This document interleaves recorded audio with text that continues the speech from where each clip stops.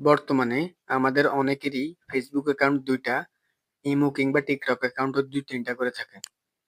তো আমরা যখন একটা অ্যাকাউন্ট থেকে আরেকটা অ্যাকাউন্টে যাবো, তখন আমাদেরকে একটা অ্যাকাউন্ট লগ আউট করে আরেকটা অ্যাকাউন্ট লগ ইন করতে হয়। তো আজকের ভিডিওতে এমন একটি সেটিংস দেখিয়ে দিব, যেটি চালু করলে আপনি একটা মোবাইলেই অনেকগুলো অ্যাপস ইউজ করতে পারবেন।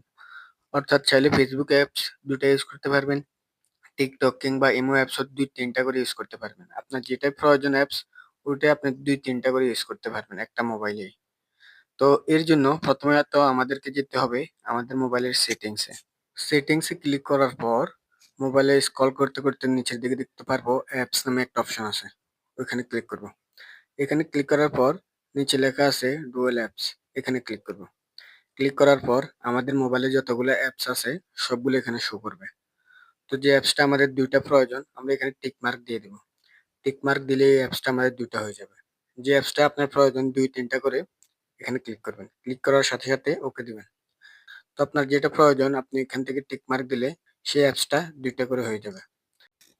বন্ধুরা এরকম রিলেটেড ভিডিও পেতে চ্যানেলটি সাবস্ক্রাইব করে আমাদের সাথেই থাকবেন। ধন্যবাদ।